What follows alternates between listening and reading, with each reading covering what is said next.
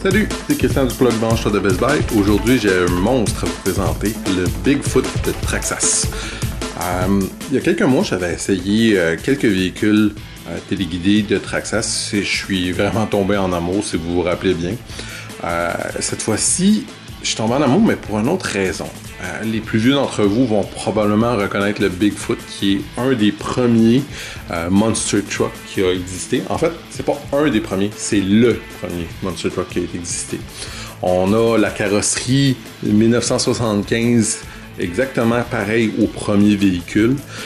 On a quand même un niveau de détail assez impressionnant, là. Vous regarderez les photos sur mon article, mais j'aime vraiment beaucoup, là. C'est sûr que c'est des collants et tout, mais je trouve que c'est vraiment très très réussi. Là, on reconnaît super bien le véhicule que c'est supposé d'être.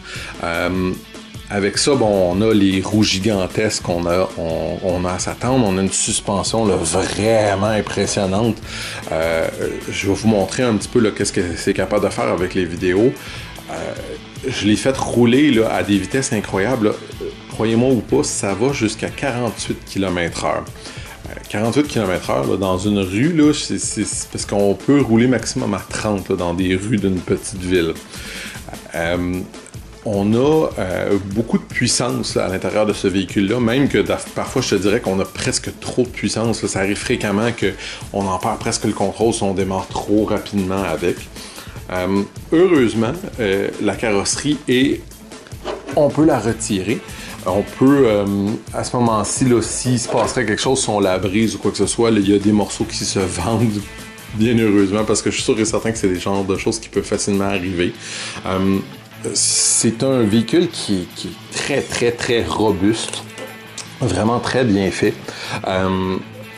La capacité de la pile est quand même assez bonne, là. Je vous dirais qu'on en a pour une bonne demi-heure facilement, là, si on le laisse aller, là.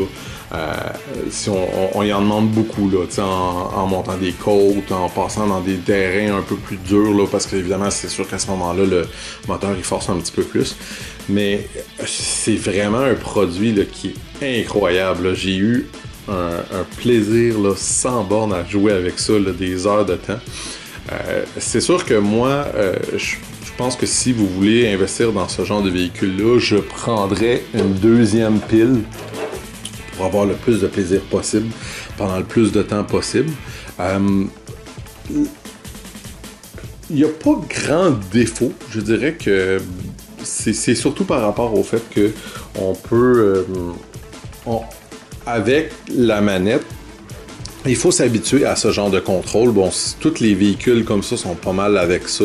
On contrôle en avançant comme ça ou on recule avec la gâchette, puis c'est surtout la direction là, qui peut être un petit peu dure à contrôler au début, puis il faut vraiment être minutieux quand on l'ajuste ici aussi. Sinon, comme je disais, j'ai de la misère à y trouver quelques défauts que ce soit. Je trouve que c'est un véhicule qui est vraiment incroyable. Puis c'est sûr que bon, c'est pas pour les enfants, c'est plutôt pour un adolescent ou même des adultes. Mais je suis convaincu que si vous aimez le moindrement les véhicules qui est guidé, c'est quelque chose que vous devriez regarder là. C'est aussi plaisant de le faire rouler hors de la piste que de le faire rouler sur la route. Je suis sans mots tellement que j'ai eu du plaisir avec ce véhicule-là. Puis si vous voulez savoir un peu plus d'informations, je vous conseille d'aller voir mon article sur le blog Branche de Best Buy que vous pourrez trouver dans les liens de cette vidéo. Merci!